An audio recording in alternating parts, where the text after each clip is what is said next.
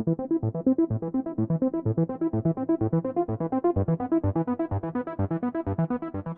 शेर है, भगोड़े नहीं है। हम ललकार का काम करते हैं क्योंकि हम हनुमान जी के चेला हैं।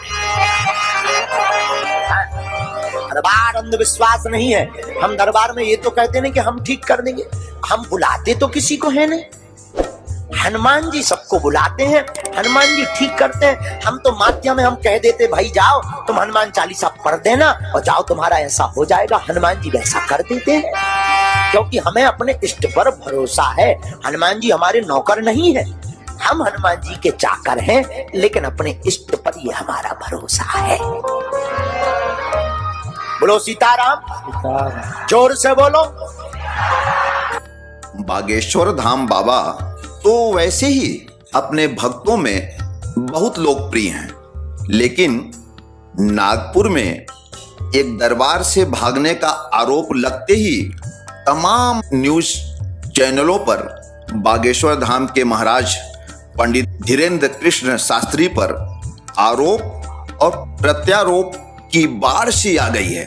तो आमजन के मन में तमाम शंकाएं उमड़ने लगी कि क्या पंडित धीरेन्द्र कृष्ण शास्त्री कहीं पाखंडी तो नहीं, या लोगों को मूर्ख तो नहीं बना रहा है, कहीं लोगों को अंधविश्वास के गहरे कुएं में ढकेल कर अकूत कमाई तो नहीं कर रहे हैं। और यह भी मन में आता है कि दरबार में लाखों लोगों के सामने रोने झूमने वाले लोग कहीं फिक्स तो नहीं, वे कहीं इन्हीं के आदमी तो नहीं हैं।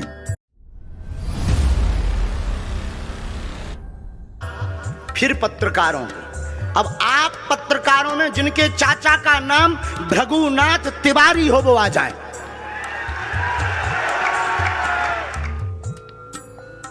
जो मनुष्य सनातन के लिए काम करता है लोग उसके पीछे पड़ जाते हैं। अभी कुछ दिन से आप देख रहे होंगे हमारे छोटे अनुज बागेश्वर धाम वाले महाराज जी, धीरेन्द्र कृष्ण शास्त्री जी महाराज, उनके पीछे कुछ लोग पड़ गए। ये अंधविश्वास फैला रहे, अंधविश्वास। अरे काय का अंधविश्वास है? हनुमान चालीसा पढ़ो। हनुमान चालीसा में क्या लिखा है? भूत पिशाच निकट नहीं आवे, महावीर जब नाम सुनावे। ये तुलसीदास जी ने लिखा है कि नहीं लिखा? नमस्कार मित्रों, नागपुर में बवाल होते ही तमाम चैनलों के पत्रकार बाबा के इंटरव्यू लिए और रायपुर पहुंचकर शास्त्री जी की परीक्षा भी लिए, किंतु फिलहाल धीरेन्द्र कृष्ण शास्त्री पास होते दिख रहे हैं। असलियत क्या है ये अभी कोई नहीं जानता। मित्रों, जब मुद्दा केवल बजरंग बली के प्रति आस्था और पूजा पाठ का हो तो संदेह का कोई मतलब नहीं रहता, बशर्ते कोई बाजीगरी न हो। मित्रों, आज के कड़ी में आपको शास्त्री जी के विषय में कुछ जानकारियां देने की कोशिश करता हूं। जैसे छतरपुर के पास एक गांव जिसका नाम है गढ़ा में बालाजी हनुमान जी का एक सिद्ध मंदिर है। इस मंदिर के सामने ही शिव जी का मंदिर है जिसे महादेव का मंदिर कहा जाता है। गढ़ा स्थित बागेश्वर धाम में ही सिद्ध गुरु और दादाजी महाराज की समाधि भी है। गढ़ा का यह बागेश्वर धाम स्थान उत्तराखंड के बागेश्वर धाम की ही शक्ति है। पंडित धीरेन्द्र कृष्ण शास्त्री अपने दादाजी भगवान दास को ही गुरु मानते हैं। इनके दादाजी एक सिद्ध संत थे। माना जाता है कि वह निर्मोही अखाड़े से जुड़े थे। वे भी अपने समय में दरबार लगाया करते थे। लोगों की माने तो पंडित धीरेन्द्र कृष्ण शास्त्री हनुमान जी और उनके स्वर्गीय दादाजी की ऐसी कृपा हुई कि उन्हें दिव्य शक्ति का एहसास होने लगा, तो इन्होंने भी लोगों की दुख दूर करने के लिए अपने पुरखों की तरह दिव्य दरबार लगाने लगे हैं। हालांकि पंडित धीरेन्द्र शास्त्री यह खुलेआम स्वीकार करते हैं कि यह न तो कोई भविष्यवक्ता है और न ही चमत्कारी, इनका मानना है कि जो कुछ होता है वह भगवान बजरंगबली के कृपा से होता है। चूंकि बाल्य अवस्था से ही इन्होंने हनुमान जी महाराज बालाजी सरकार की सेवा, भक्ति और साधना किया है। यह सब उसी का कृपा है, उसी का परिणाम है।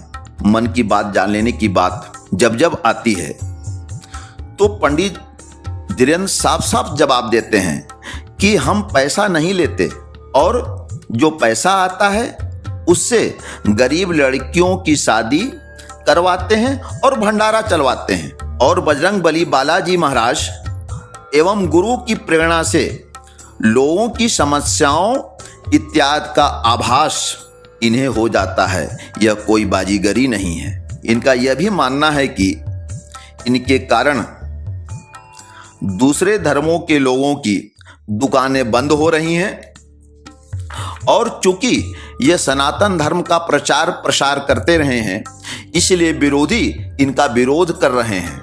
मित्रों, क्या सच है और क्या गलत, अब आप स्वयं आकलन करें।